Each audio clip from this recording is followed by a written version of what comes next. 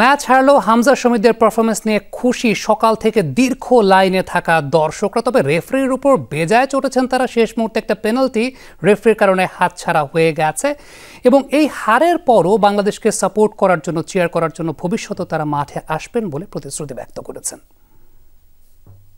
জাতীয় স্টেডিয়ামে ফুটবলময় একদিন হওয়ার কথা, দর্শকদের পয়েন্ট অফ ভিউ থেকে সেটাই হয়েছে। সকাল থেকে কিংবা দুপুর থেকে দীর্ঘ লাইনে দাঁড়িয়ে অবশেষে মাঠে এসে তারা চেয়ার করেছেন হামজা শমীদের। তবে দিন শেষে খেলার মাঠে যে পারফরমেন্স, সেটা নিয়ে কিছুটা হতাশা তো রয়ে গেছে।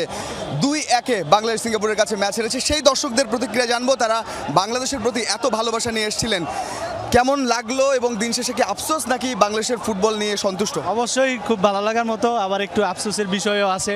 কিন্তু বাংলা খেলা খুব ভালো খেলেছে, কিন্তু অনেকগুলো সুযোগ পেয়েছে, ক্রিয়েট করেছে অনেক সুযোগ, কিন্তু ফিনিশ করতে পারে নাই, যার কারণে ওই পুরনো আক্ষেপটাই এখনো দেখছি। আমাদের যদি মতন আরো কয়েকটা প্লেয়ার লাগবে, আমাদের ফিনিশার লাগবে। আলামিনকে আগে নামানো উচিত ছিল। হামজার লাস্টের যে মিসটা ছিল, এটা অনেক বেশি ভাবার মতো না। হামজাটা গোল করতে পারতো। পেনাল্টি একদম কনফার্ম, কিন্তু আমাদেরকে দেয় নাই। সব কিছু মিলে ফাইন, বাংলাদেশ এগিয়ে যাও। আবার আসবেন তো খেলা ইনশাল্লাহ। এত সুন্দর খেলছে বলার বাইরে, যেমন আমাকে হামজা, যেমন 5টা প্লেয়ার আমাকে অনেক সুন্দর খেলছে। অল্প কোনো দিনের মধ্যে যেহেতু এত ভালো ইমপ্রুভ করতে পেরেছে, আশা করি নেক্সটে আরো ভালো হবে। সেকেন্ড হাফে অনেক ভালো খেলছে, অনেকগুলো অ্যাটাক করছে। লাস্ট মুহূর্তে যদি দুর্দান্ত কিছু সেভ না দিত, তাহলে আমরা অ্যাটলিস্ট ড্র নিয়ে বাসায় ফিরতে পারতাম। আজকে যেমন অনেক প্রথম হাফে জামাল ভুঁইয়া ছিল না, সেই কারণে ডিফেন্সটা, আমাদের মিডফিল্ড লাইনটা অনেকখানি ত্রুটি ছিল। সেকেন্ড হাফে যেই মোমেন্টামটা ক্রিয়েট করছে, এটা যদি ফার্স্ট হাফের আগে যদি এই সেম মোমেন্টামটা ক্রিয়েট করতে পারতো, তাহলে বাংলাদেশ ফার্স্ট হাফে একটা গোল দিতে পারতো। হামজার খেলাটা ভালোভাবে খেলছে।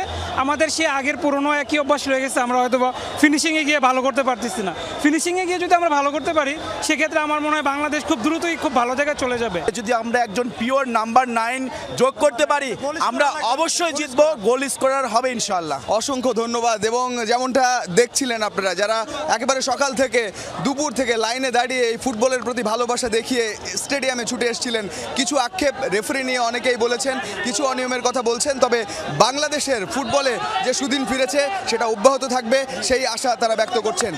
রঞ্জন শান্ত, যমুনা স্পোর্টস, জাতীয় স্টেডিয়াম, ঢাকা।